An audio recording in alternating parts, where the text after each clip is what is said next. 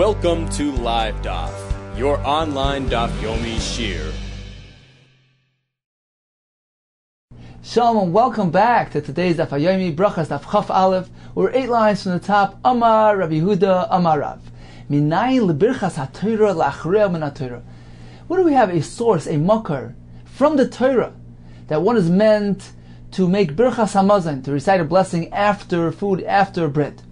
Shenamar, as it says, ve'ochalta v'savata v'rachta. You should eat, be satiated, and then make a bracha. So this is a makar for birchas hamazon. Minayin lebirchas haTorah lefanei min haTorah. Where do we find a source, a makar in the Torah that one is meant to recite birchas haTorah, to say a bracha prior to learning? Shenemar, as it says in the pasuk, Ki Shem Hashem Ekra, Havu Goida Leilakenu. This is Moshe Rabbeinu speaking to Klal Yisrael. He says, when I will call out the name of Hashem to you, I will make a bracha prior to teaching you the Torah. Havu Goida Leilakenu. You acknowledge, you show greatness to Hashem by acknowledging and responding with Amen. This is Rashi's Pshat. The Mashal explains a little different. Ki Shem Hashem Ekra is referring to Shem Hashem, the words, the name of Hashem. The Torah consists of the names of Hashem. Chazal say that the Torah is Shmoisav Shel Kadosh Baruch Hu, is our perception of the essence of Hashem. So that is what Moshe Rabbeinu means when he says Ki Shem Hashem Ekra. When I will call out the name of Hashem to you, when I will teach you Torah, which is the name of Hashem, you should make a bracha. You should bless, you should say birchas haTorah prior to engaging in studying of Torah. So we have a source for a bracha after food and a bracha prior to learning Torah. Oh, Rabbi Yochanan, if so, if we have this as a precedent, then let's go further. Lomadnu birchas haTorah la'achreha. We can derive that Torah requires a bracha after learning as well. Min birchas hamazon. We will derive that from birchas hamazon after food. Mikal v'chayma. We will apply the concept of a kal v'chayma. And at the same time, we will do something else. Or birchas hamazon lefanei. We will also learn, we will derive an obligation to make a bracha prior to food. Min birchas haTorah mikal v'chayma. We will employ the tool of kal v'chayma to learn that food requires a bracha, min haTorah, prior to eating, just as Torah requires a bracha prior to learning. As he explains. Birchas haTorah la'achreya min birchas hamazon mikal v'chayma. We will learn that Torah requires a bracha afterwards, after learning. We will learn that from the bracha birchas hamazon, which is after food, mikal v'chayma, with a kal v'chayma as follows. Uma mazon. Since we find that food, she'ein ton lefanav, although it doesn't require a bracha before you eat, this is speaking about a biblical obligation, achi b'doraisa. Certainly midrabanan we make a bracha, but we're speaking about min haTorah. There is no bracha before we eat. Nevertheless, although it's lacking a bracha prior ton la'achrav, it nevertheless requires a bracha after eating. So although we find a disadvantage, it doesn't have a bracha before, still it has a bracha afterwards. Torah shetuna lefanei, regarding Torah that does require a bracha before we learn, ein adin shetuna la'achreya, certainly it would require a bracha post, after learning. So this is a general concept of a kal v'chayma, where we take something and we say, well, since it has this advantage, although it has a chesron, it has this advantage, nevertheless it has this advantage, certainly in another case that does not have this disadvantage, certainly will have the advantage of the halacha. So, since mazon has a chesron, it's lacking. It doesn't have the obligation of a bracha before. Still, it has a bracha afterwards. Torah that has a bracha before, certainly it will have a bracha after learning as well. At the same token, ubirchas hamazon, we will learn out a halacha regarding birchas hamazon lefanei, that food requires a bracha beforehand.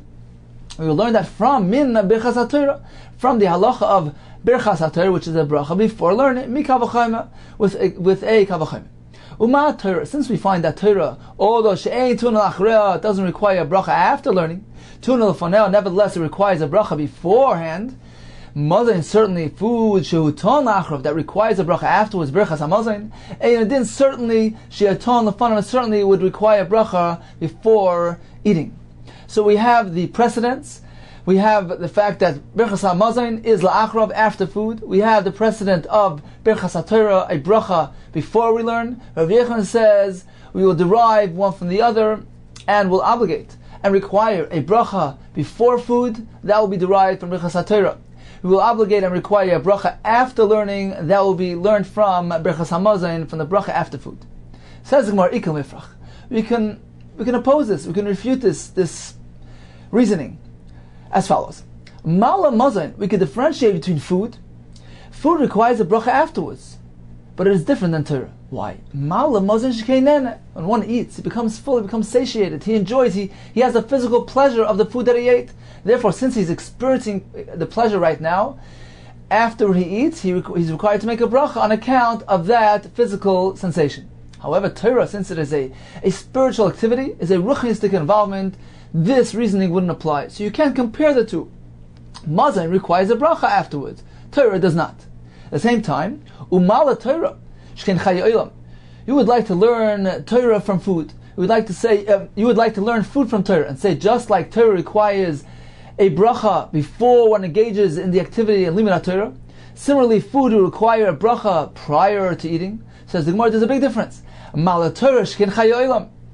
Torah is different. That it is chaye olam, it's eternal life. It's an outer world experience. It's something sublime. You're rising to a higher realm when you learn Torah. Therefore, it is appropriate to enable yourself to rise to that occasion by saying a bracha, by Birchas Torah. That empowers you, that enables you to connect to the Torah, which is much greater than this world. It's chaye olam. So that's fitting for Torah, but not to food. So you can't learn one from the other. You can't learn Torah from food. You can't learn food from Torah. They're two separate realms. And we have actually a proof to prove this, that food does not require a bracha beforehand, minat Torah. From our Mishnah, it says in our Mishnah, a Baal Keri who was prohibited from uttering words of tefillah, of words of Torah, Mishnah told us he is maharer, he contemplates, he thinks in his mind the words of Krishma, the words of Birchas Hamazon. He's mevarach la'achrav, since it is a din min HaTorah, it's an obligation min HaTorah, it's a biblical obligation, but not ve'einu mevarach lefanav. He doesn't make a bracha before the food, before his bread. Why? And the explanation is because there's a difference between these two brachas. Birchas Hamazon, bracha following food, is deraisa. So we're stringent with him. We obligate him to be maharer in that bracha. However, Birchas Hamazon lefanav, making a bracha rishona prior to eating, that's merely derabbanan. Therefore, he's not obligated to do so. So you see clearly in the Mishnah stipulated the difference between the two brachas, that one is min HaTorah and one is merely midrabbanan. The bracha prior to eating is only midrabbanan, and this is a refutation to Yufta, a refutation on Rav Yochanan's opinion. Continues the Gemara. Amar Rav Yehuda, Safek kara Krishma, Safek lekara. One who has a doubt, he's uncertain of whether he learned Shema, he recited Krishma, he's not sure if he did or he didn't. He doesn't need to go back and be kairei and recite again. Safek Amar Emes V'Yatziv, Safek Lo Yamar. However, if his doubt is regarding the bracha of Emes V'Yatziv, that's the first bracha after Krishma, and he's not sure whether he said Emes V'Yatziv or not, in that case, Chayzer V'Omer Emes V'Yatziv, he needs to repeat again and to ensure that he has fulfilled his obligation, and he needs to say it again. Emes V'Yatziv seems to be more weighty than Krishma. Says, well, my timer, what's the difference? Why regarding Krishma do we say we're lenient, he doesn't need to go back? Regarding Emes V'Yatziv, we're machmer, we obligate him to recite it again so that we're sure that he has fulfilled. My time, what is the reason between the two things? Krishma d'Rabbanan, Emes V'Yatziv d'Oraisa. Krishma, reciting Krishma is merely d'Rabbanan. Emes V'Yatziv, however, is d'Oraisa. So apparently Rav Yehuda's shita is that the chi of Krishma, B'shachvachav Kumecha, is merely d'Rabbanan. The Gemara soon will explain how does this fit with the pasuk of B'shachvachav Kumecha.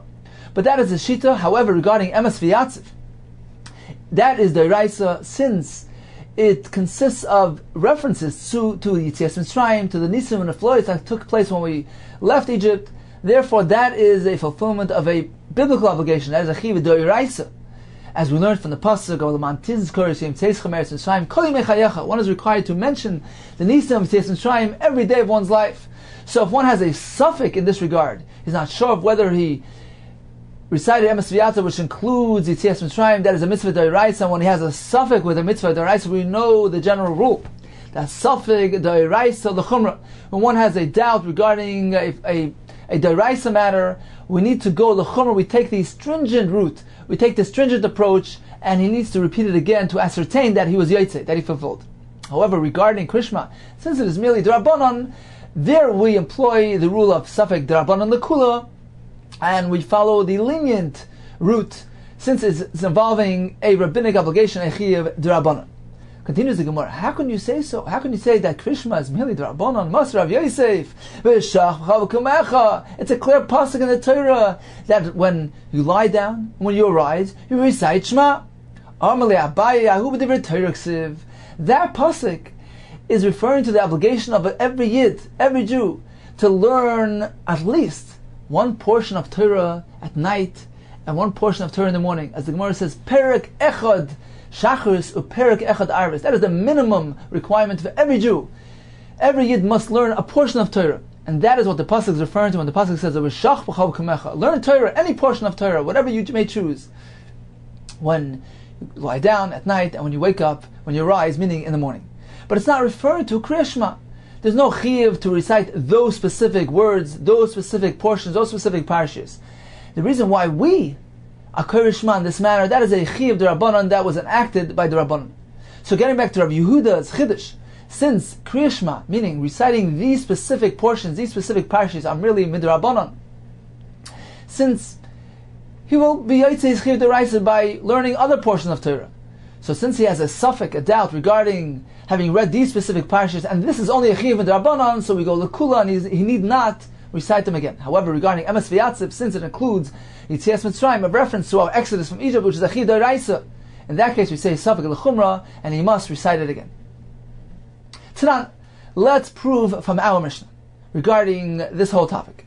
Baal Keri Mahar B'Liba says in the Mishnah that a Baal Keri contemplates in his heart, he thinks, but he doesn't utter, he doesn't express the words. Now, the Mishnah told us that he must be Mahar. Mahar what? Mahar Krishma. He must recite the words of Krishma in his heart. But he doesn't make any brachos. Not the brachos prior to Krishma, nor the brachos following Krishma. Continues the Mishnah, Va'al HaMazon, on food, Mavarach La'achrav. He benches, he makes the brachas HaMazon, Ve'ena Mavarach L'fanav, but not the bracha prior to eating, and again, this is all in his heart. Says the Gemara, why is he not obligated to say the bracha after Shema? You just told me that the bracha of Emes V'Yatzib is the Oraisa. So why is there a difference between Krishma, which is the Oraisa, and we obligate him to do so, and regarding Emes V'Yatzib, that we don't? If Emes V'Yatzib as well is a Chiv D'Oraisa, since it includes mentioning of Yitzias Mitzrayim, Liv L'Chachrea, he should be obligated, he should be required, the Baal Keri should be required to make a bracha after Krishma, the bracha of Emes V'Yatzib, since it is a Mitzvah D'Oraisa. Says the Gemara, my time in Mavarach, why would you want him to make the bracha? Is it because it contains Yitzias Mitzrayim? Krishma. This fellow, since he was Maharer Krishma, he recited the words of Krishma in his heart, so he was already Yaitse. He already contemplated Yitzias Mitzrayim, because we know in the third parsha of Yitzias Mitzrayim, of Krishma, the parshas Vayomer, it concludes with Yitzias Mitzrayim, so he's already fulfilled his obligation of Yitzias Mitzrayim. So in this case, that he recited the entire Shema in his heart, there's no need, mid'araisa, for him to continue on and say Emes V'Yatzib. It is merely a Chiyuv D'Rabbanan. And regarding a Baal Keri, we do not obligate him to do Chiyuv D'Rabbanan. Says the Gemara again, if you're concerned about mentioning Yitzias Mitzrayim, he already mentioned it within Krishma, at the conclusion of the final portion of Krishma. Says the Gemara, another kasha. Why then do you obligate him to say Krishma and not Emes V'Yatzib? Why do you pick and choose? Why do you prefer to do it that way? Perhaps do the opposite. Let him say the brachas Emes V'Yatzib, include in it mentioning of Yitzias Mitzrayim, and he won't be required to say Shema. If the whole point, according to Rabbi Yehuda, is simply since he's required to fulfill his obligation of Yitzias Mitzrayim, so there's no advantage of Kriya Shema over Emes V'Yatzib. Rabbi Yehuda holds, let's remember, Rabbi Yehuda holds that Kriya Shema is merely the Rabbanon. The only point here is to be Yaitse, the mitzvah of Zechiras Yitzias Mitzrayim, which is included in the Kriya Shema. But if there's no advantage to saying Kriya Shema over Emes V'Yatzib, why do we prefer that he says Krishma and includes Yitzias Mitzrayim? Why doesn't he just say Emes V'Yatzib and include Yitzias Mitzrayim? again inside, let him recite Emes V'Yatzav and include Yitzias Mitzrayim. He will not be required to recite Krishma. Says more, there's an advantage. There's a mile of Krishma over Emes V'Yatzav. Krishma Adifa.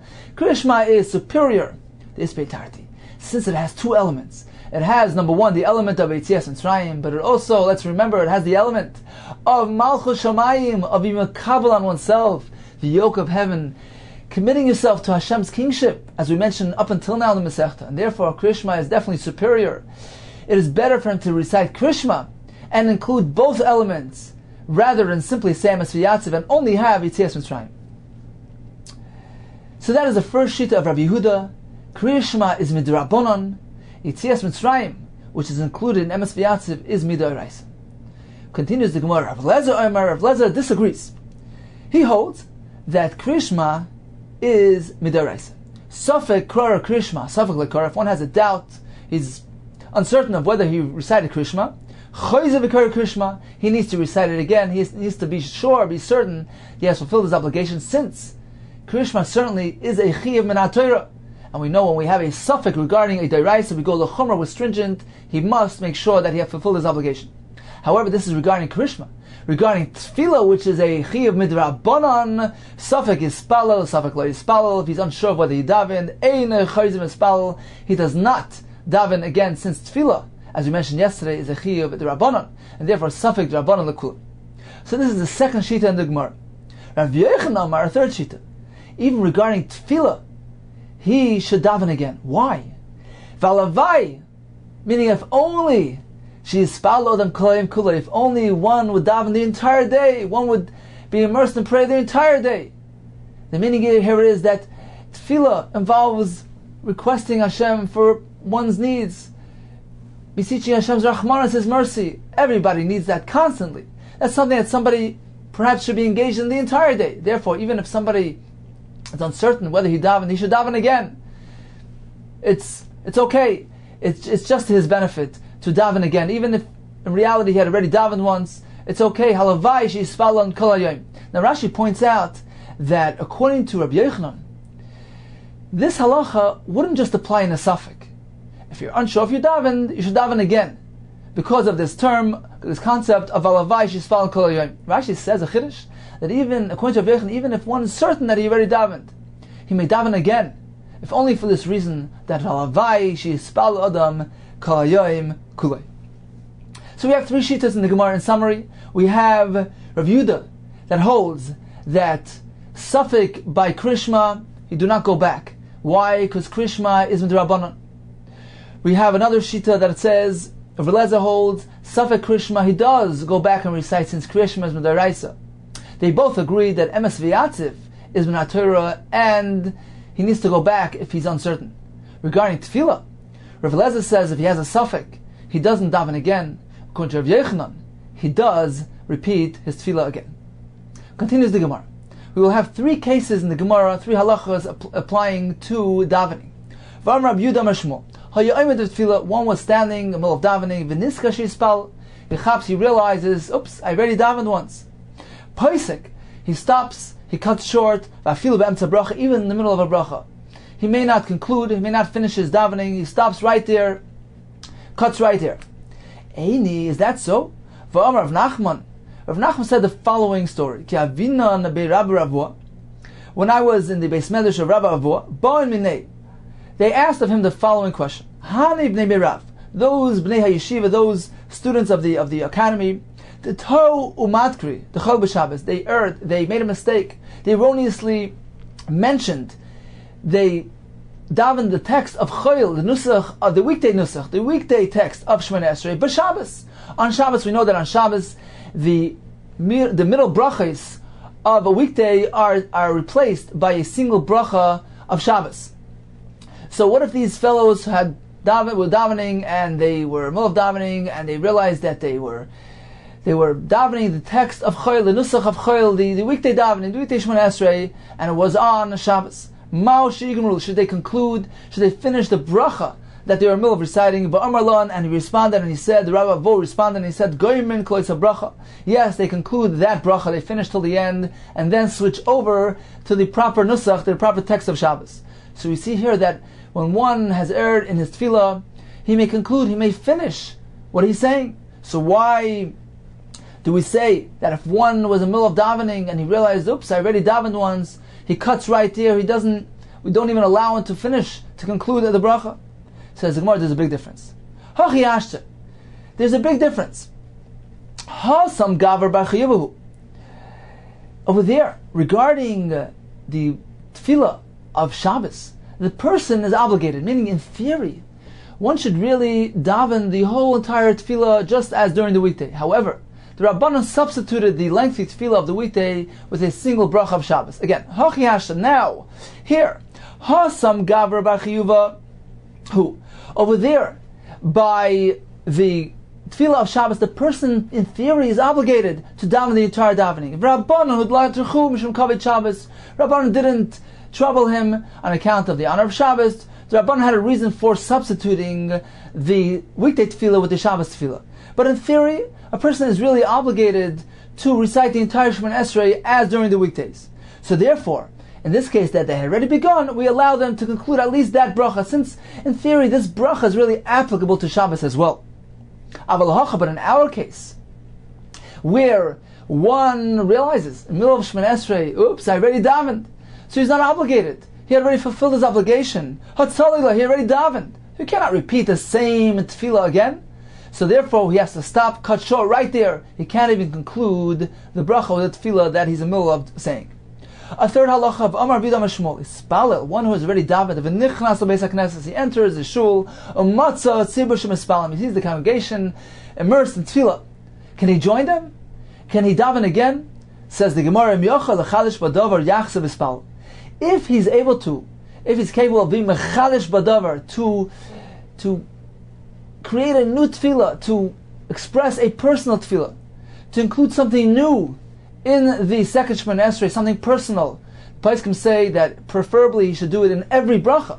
He should insert some personal request, if not at least in one of the brachas. So if he can do that, that will change the form of his tefillah, that would make it into a new type of tefillah, yachsev ispala, then he can go and repeat his tefillah and daven together with the tzibur, and seize the opportunity of tefillah b'tzibur once again. But if he's not able to add a personal prayer, al yachsev ispala, he can't just repeat the same tefillah again, although right now he has the opportunity to daven together with the congregation, he shouldn't do so. So now we have, in conclusion, we have three halachas regarding tefillah. Number one, if one is in the middle of davening, when he becomes aware of the fact that he already davened previously, he must cut right there, he can't continue. And we had the other halacha regarding the confusion of weekday and Shabbos prayers. In that case, he can conclude the bracha. And finally, we had another halacha of Ridam Shmuel, that if one had already davened and he arrives in the shul and he sees the tzibur davening, so then he can join them, provided that he's able to insert a personal prayer. So, in effect, we have two rulings, two halachas in the name of Shmuel that are essentially the same halacha.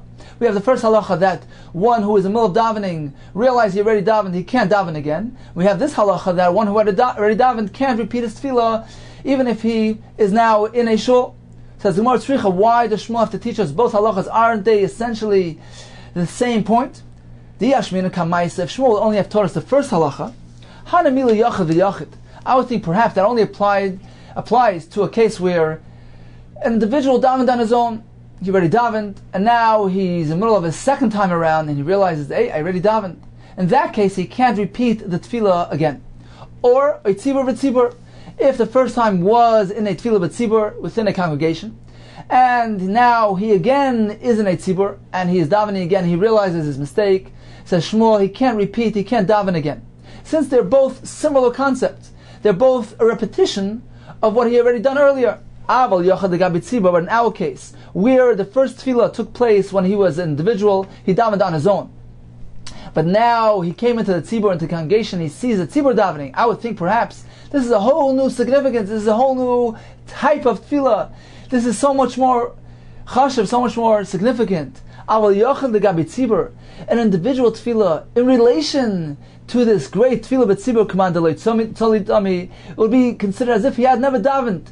In proportion to the significant tefillah b'tzibur, perhaps his earlier tefillah doesn't count, and he should be allowed to daven again with the tzibur. Kamash Malon, he informs us that is not so. Since he already davened, he may not repeat his tefillah unless he could insert a personal prayer. V'yashmin hacha, if Shmuel would only teach us the final halacha regarding one who enters the shul having already davened, Shmuel teaches us he can't repeat his tefillah. If Shmuel would only teach us this halacha, I would say, you know why? Since he hadn't begun yet, so you can't begin to daven a tefillah that you already davened. But in the first case of Shmuel, discussing a case where a person had already begun davening, in the middle, he realizes, he becomes aware of the fact that he already davened. In that case, I would think, perhaps since he already began, he may conclude and finish his tefillah tzricha. Shmuel needs to inform us, no, that is not the case. He may not even finish his bracha or his tefillah, he must stop right there. So in conclusion, we have 3 halachas pertaining to davening. Number 1, if one begins his tefillah realizing and then realize that he already davened, he must stop right there. And the reason is because hatzalila, since you already davened, you can't repeat the same tefillah again. We have the second halacha regarding the confusion of weekday and Shabbos Shmoneh Esrei. If you have already begun the tefillah and the bracha of chayil, you may conclude that bracha and then switch over to the Shabbos tefillah. The reason there is, since in theory the text of the weekday applies to Shabbos as well, therefore you may conclude that bracha. And finally, the halacha of one who enters a shul having already previously davened, he may not daven again unless he can include b'machadish, something personal into his tefillah to give it a new flavor, to give it a new format. And the reason for that is, since he has already davened earlier, although now he has the opportunity to daven with a tzibur, which he hadn't done earlier, nevertheless he may not repeat the same tefillah again. Continues the Gemara. Amar Rav Huna. Hanichas lebeis hakneses, one who enters a shul, u'masa tzibur shemispalim, he finds the congregation in the middle of prayer, they're in the middle of davening. So the question is, can he begin his Shmoneh Esrei in the middle of the tzibur Shmoneh Esrei? Says Rav Huna, Im yachal lahascha v'ligmar ad shle'yagia shliach tzibur l'moedim. The concern here is that when the shliach tzibur will begin his chazaras hashatz and he will get to the point of moedim, we know that during moedim everybody bows down. So the concern here is that he should have enough time available to begin and end, to complete his entire tefillah by the time the tzibur will get to that point of bowing, because he needs to join them. He can't be standing still, erect, during his Shmoneh Esrei while the tzibur is bowing. It seems like he doesn't want to take part in bowing to Hashem. So if he can complete his entire tefillah by the time the tzibur gets to moedim, Yispalel, he can proceed. But he doesn't have enough time available to do that. Al Yispal, don't begin. Wait for moedim, bow with the crowd, and then start your tefillah. So the concern here is regarding moedim. Rabbi Shua ben Levi Omar, we have another concern as well. Im yachal lahascha v'ligmar, if he can complete his tefillah ad shle'yagia shliach tzibur l'kedusha, before the shliach tzibur gets to the point of saying kedusha, and he will then be able to join the congregation in reciting Kedusha, Yispal, he may be Mispalel, he can daven, make sure to finish before Kedusha and join the rest of the congregation in Kedusha. But if there's not enough time available to do so, Al Yispal, don't begin davening, because Kedusha is so important, and Kedusha is something which you can't recite on your own. A Yachar individual can't do it on his own. So you must make sure not to miss the opportunity to say Kedusha. So we have a machlekes regarding the concern for Kedusha. Rav Huna says the concern is merely regarding moedim. Make sure to bow with the crowd. Regarding Kedusha, that is not a concern. Rav Shua ben Levi says the concern is regarding Kedusha as well. Says the Gemara, b'mai k'meflagi. What is the basis for their machlekes? Why is Rav Shua ben Levi concerned with this individual missing Kedusha? And why is Rav Huna not concerned? Says the Gemara, the reason is Mar Savar, because Rav Huna holds Yachad Kedusha. Even a Yachad individual can recite Kedusha on his own. So even if he misses Kedusha of the tzibur, he can always make it up on his own. Mar Savar, Rav Shua ben Levi holds Ein Yachad Omer Kedusha. An individual cannot recite Kedusha on his own, therefore we're concerned that he shouldn't miss out on the Kedusha of the tzibur. Says the Gemara, V'chein Amar B'Ada Barava, Minayin Sheina Yachad Omer Kedusha.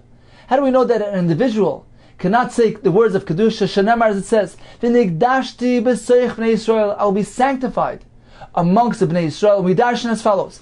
Called davar shebakdusha, all sanctifying words, lo yepachois ma'asara, should only take place amongst 10 people, no less. My mashma, where do we find a reference to the number 10 in this pasuk? Says the Gemara, the Tani Rav Noya Achva, he was the brother of Rav Chia bar Abba, as follows. As Yitoich Toich, we make a connection, Exeris Shava, the word Toich that is stated in our pasuk with the word Toich stated elsewhere. Ksiv Hacher, it says by us, V'nigdashti b'seich b'nei Yisrael. Ksiv Hasam, it says elsewhere, V'hibadlu mitoich Eida Zois, separate yourself from this Eida, mitoich Eida Zois. And over there, Malahalan over there, it's referring to Asara, just like there, the word mitoich is in the context of 10 people, Afkan, so too by us. The word b'seich is specifically only in the context of 10 of a minyan, Afkan Asara. Continues the Gemara. Udekuli Alma, everybody agrees, Mias, though Mifsak le Pasuk. When one is in the middle of Shemoneh Esrei, he can't interrupt to say Kedusha. Says the Gemara, Bailu. They propose the question as follows. Ma'ula Hafsik. Is a person allowed to interrupt to say the Heishmei Agadol Mavarach, to recite the Tefillah, the bracha of Yeheishmei Rabba Mavarach? Is it so special that allows interruption? Ki Asher Rav Dimi, when Rav Dimi came Amar, he said as follows. Rav Yehuda, Rav Shimon, Talmid, Rav Yechon, they were the students of Rav Yechon, they said as follows. Amar, they said,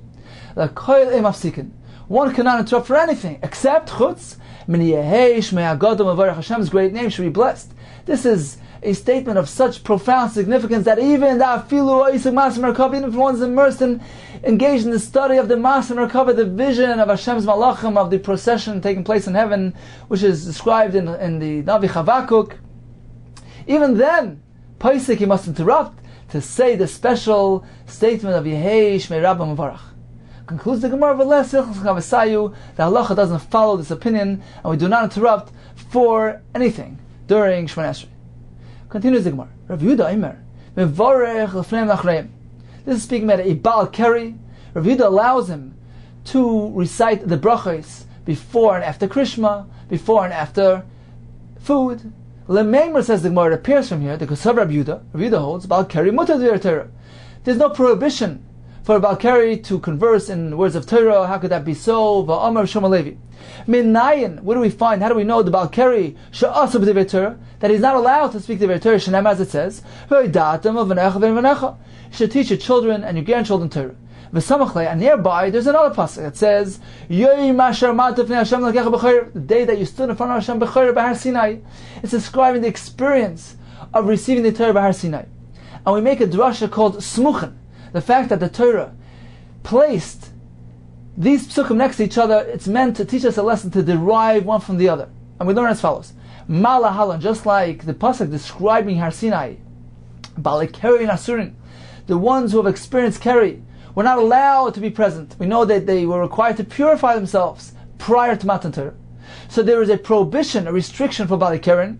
Afkan here too, regarding the pasuk describing teaching Torah to your children, Balei Keri and Asurin, a Balei Keri is excluded. So we have a source from the drasha of Smuchim, from these psukim, that a Baal Keri is not allowed to speak words of Torah. The Rishonim explain certainly the prohibition of Baal Keri to discuss words of Torah is a D'Rabbanan. However, this is an Asmachta. The Rabbanan based their takana on these psukim. So how could Rav Yehuda not agree with this? Says the Gemara, V'chitem, or perhaps he'll propose, Rav Yehuda l'darish smuchim. Rav Yehuda doesn't agree. Rav Yehuda doesn't go along with this whole concept of expounding on smuchim, on psukim that join next to each other. How could that be so? Rav Yosef, Rav Yosef teach us, even the opinion that doesn't follow, doesn't agree with smuchim, for instance, Rav Yehuda, that is only b'chol Torah, the rest of the Torah. But Mishnah Torah Darish, however, regarding smuchim that occur in Mishnah Torah, which is Chumash Dvarim, over there, even Rav Yehuda will agree that we must expound, we must darish in smuchim. Why? What's the difference? So the reason is because Mishnah Torah is a chazar, a review of the parshas, of the halachas of the Torah.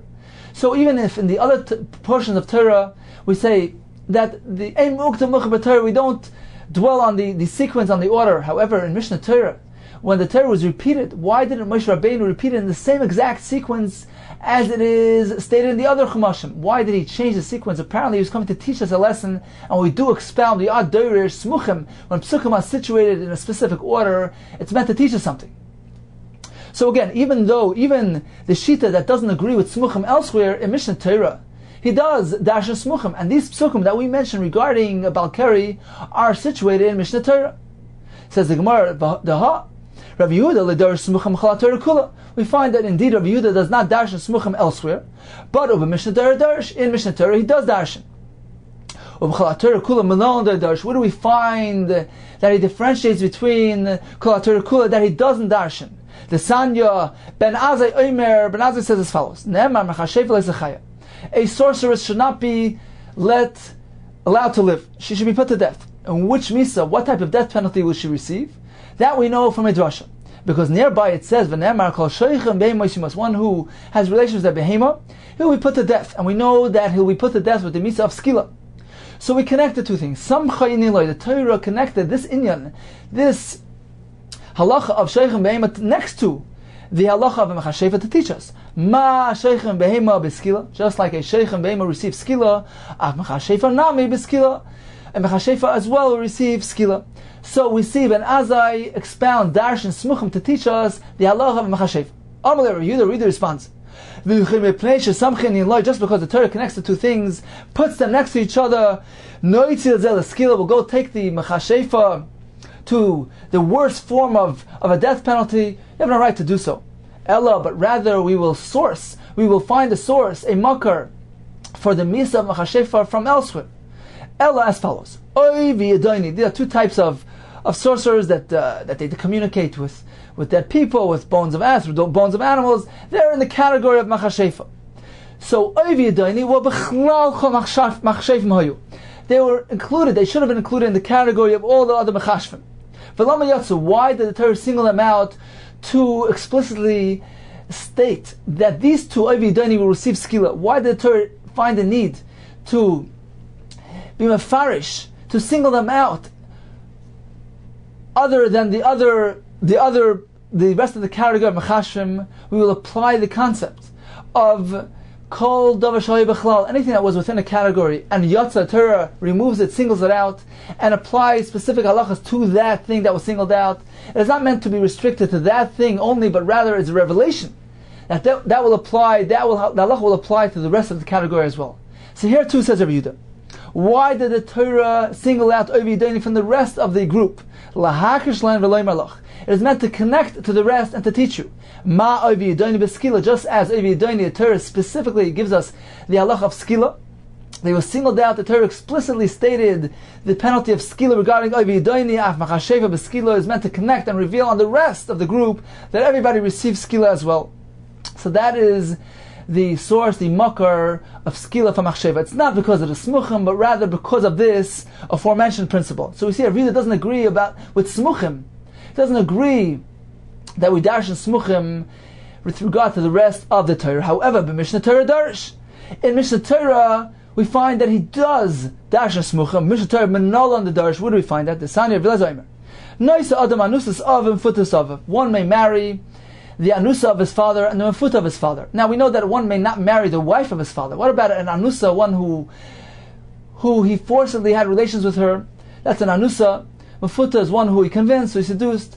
Is that too included in the prohibition? So Rav Lezer, no, one may marry the anusa of his father and the mefut of his father. Similarly, regarding a father marrying the anusa of his son and the mefut of his son, since it wasn't his real wife, that is allowed. Anusa smroi, mefut smroi, that too is allowed. Rav Yehuda oiser Banusas aviv and futas aviv. Ruda says one may not marry the anusa of his father or the mefut of his father. My time of the what does Rav Yehuda base his opinion on? What is the reason? The chsiv, as it says in the pasuk, one may not marry the wife of his father. One may not reveal the robe of his father. Ridarshan knaf shav aviv, the robe that his father saw. He shouldn't reveal. So this is referring to not only his real wife, but even one who he was ma'anas or mafatim. How do we know that this term knaf aviv is referring to this case? The reason is the samach, because nearby we find the parsha that discusses oines. It's discussing the parsha of one who is ma'anas somebody, the penalties involved. So the fact that the Torah puts these two together, joins these two topics together, that's a revelation. That knaf aviv too is referring to oines and mafatim. So you see clearly that Rav Yehuda does expound on smuchim in Mishnah Torah. So why then doesn't he agree with the Isser of a Balkari, which was derived from smuchim? Mishnah Torah says the Gemara Amri, they said in true in Mishnah Torah Darish. Indeed, he darshans smuchim Mishnah Torah. V'hani smuchim ebayle li'idach to Rishon Levi. However, there's another problem. The psukim that we use to derive Bal Keri, Rav Yehuda needs it. It requires to teach us another lesson, a lesson taught to us by Rav Shlomo Levi. Therefore, it's unavailable to teach us about Bal Keri. The Amar Shlomo Levi, one who teaches his son Torah, Torah regards him on such a high level, as if he himself was present and accepted the Torah by Har Sinai. Shenamar, you will teach your children and your grandchildren Torah. And immediately afterwards it says, the day that you stood by Har Sinai. So the Torah regards one who teaches his children Torah as if he was so special and witnessed Matan Torah. He received personally the Torah. So that's the point of the Smuchim, and not to teach us Bal Keri. So in summary, according to the Chachamim, we're always there is Smuchim, whether it's Mishnah Torah, whether it's elsewhere. According to Rabbi Yehuda, only in Mishnah Torah are we there is Smuchim, but not elsewhere. Now, what do we derive from the Smuchim regarding the pasuk of Eidatam Levanecha V'Nevanecha? According to Rabbanan, this forms the basis for Takanas Ezra to restrict a Bal Keri from speaking words of Torah and Tefillah. According to Rabbi Yehuda, it is teaching us the significance, the importance of teaching one's children and grandchildren Torah. Continues the Gemara, 6 lines from the bottom. Tanan, we learned in the Mishnah. Now, just a quick introduction here, that the restriction to a Bal Keri is strictly to a Bal Keri, not to any other individual, regardless of what tumah they may possess, even a more stringent tumah like ziva or nida. Says the Mishnah, Zav Shira Keri, one who was already a Zav, and his tummy for 7 days, requires a whole procedure to purify himself. Then, in the midst of his ziva, he became a Bal Keri. So now he has 2 tumas, or a nida shapolta shechazera, a woman who was a nida, which is a stringent tumah, and she expelled zera, she became a Balas Keri on that account. Or Hamashameshes, a woman who was Meshamesh, who did Hashmish V'Ras Adam, and then she saw Adam. So now she's also a nida. Tzrich and Tefillah. The Tanakama holds all these people required to be toivel in order to speak words of Torah and Tefillah. Since they are a Bal Keri, they are restricted from conversing in Torah until they are toivel. Even though after their Tefillah, they'll still be tamei, because their tumah chamur, their stringent tumah of nida and ziva, will not be removed by a mere Tefillah. Nevertheless, that is required to allow them to speak Torah. Rabbi Yehuda Paiter says, no, there's no point in obligating them to be toivel, since they'll still remain with the tumah. They're allowed to speak Torah and Tefillah in their current state. There's no point in obligating a Tefillah.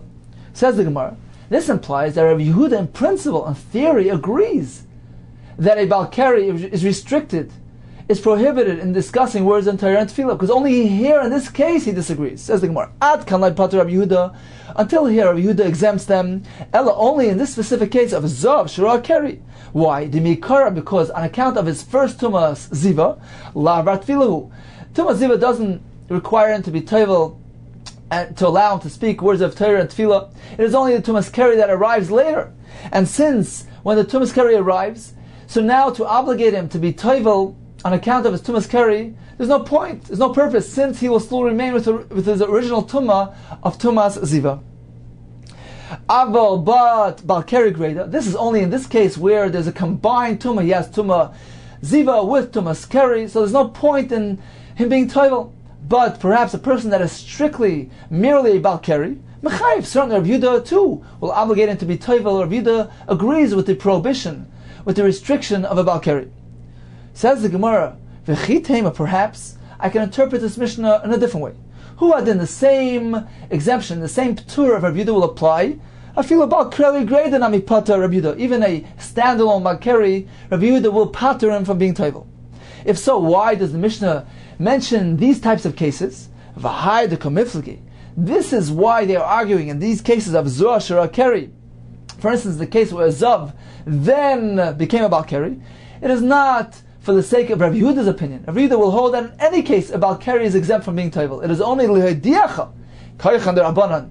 It is to teach you, to inform you the extent of the Rabbanan's chiddush, that even in this case where one has a Tumah Chamura, he is still required to be toivel as a result of his Tumas Keri. But in reality, Rav Yehuda disagrees with the whole concept. Says Gemara, okay, if that's the case, let's proceed to the Seifa of the Mishnah. Ema Seifa. Let's look at the latter part of the Mishnah. The Mishnah stated 3 examples, the latter one being Hamashameshes V'Ras Adam. One who was Meshamesh, she became Tamei Tumas Keri, and then she sees Dam. Tzricha Tefillah, she's required to be toivel. Now says the Gemara, let's analyze this. What is the point and purpose of bringing this last case? Laman ketanala. According to whose opinion do we need this last case? If it is to demonstrate the opinion of the Rabbanan, pshita. It is obvious, it is simple from the first two cases. Because in the first two cases we have situations where the individual had the Tumah Chamura come first. For instance, a Zav, and then he became a Malkeri, or a Nida, and then she became a Balskeri. And even over there, the Rabbanan obligate them to be Toivel on account of the Keri that came last. So we have a Kavachaymer. Hashta, certainly, Ma Zav Shara Keri. Certainly a case where a Zav then became a Balkeri. The Mikar Labar Tfilahu. The first Tumah of Ziva did not require Tfilah. Still in all, Mechayvi Rabbanan, the Rabbanan obligated to be Toivel. Although the first Tumah did not obligate a Tfilah. Only the second Tumah. Certainly in the case of a Meshameshes Ras Adam, certainly in the last case that Aisha was Meshamesh, which that requires Tfilah, that is a Tumas Keri, and then gets added the Tumas Nida, the Mikor Bas Tfilah, on account of the first Tumah of Meshameshes, she is required to be Toivel. Like Kolshkein, certainly in that case the Rabbanan will obligate, so there's no point in listing the third case. We know it from the first two cases. We can derive it from the first two cases. So what's the point? Ella, it must be that the Mishnah is teaching us. Lav Rabbi Yehuda, isn't it coming to teach us the halach of Rabbi Yehuda, the opinion of Rabbi Yehuda, that v'daf kektanila, that only in this case of Meshameshes Rasanida, since she added the Tumas Nida to her original Tumas Keri, therefore Rabbi Yehuda will hold in this case, there's no point in being Toivel and Tzrichat Tefillah, there's no point in being Toivel since the Tefillah will not remove the Tumas Nida. But only in this case because she has a Tumas Nida. But if she would remain standing after she would be Mishamish, she would not contact any more Tumas. Certainly Rabbi Yehuda will agree of Balkeri Greda, one who is a standalone Balkeri, Mechayiv, he would obligate him to be Toivel. So the point of the third case of the Mishnah is to highlight the Shittas of Rabbi Yehuda, to teach us, yes, Rabbi Yehuda agrees with the concept of Tumas Keri. It is only because in these cases there is a combination of two Tumas. And Rabbi Yehuda holds by being Toivel, it doesn't purify him completely, therefore he's not obligated to do so at all. But, in summary, Rabbi Yehuda will agree that a Balkeri is obligated to be Toivel. Says the Gemara, if so, we proved our point. If so, it must be that the interpretation in the Mishnah is erroneous. Loi teimim avarach. Don't interpret it literally that Rabbi Yehuda holds that he's allowed to bless, he's allowed to make the bracha and utter it with his lips. Ella maharer, he's only allowed to contemplate. Rabbi Yehuda agrees. Rabbi Yehuda agrees with the Chachamim that there is a restriction on a Balkeri, he may only contemplate. So in conclusion, we have three cases in the Mishnah. The first two cases was Zav and then became a Balkeri, or a Nida and then she became a Balkeri. The Chiddush there is according to Shittas Rabbanan, although the initial Tumah did not require Tefillah. And even now when they'll be Toivel, it won't remove that Tumah, nevertheless they are obligating him to be Toivel in order to speak words of Torah and Tefillah.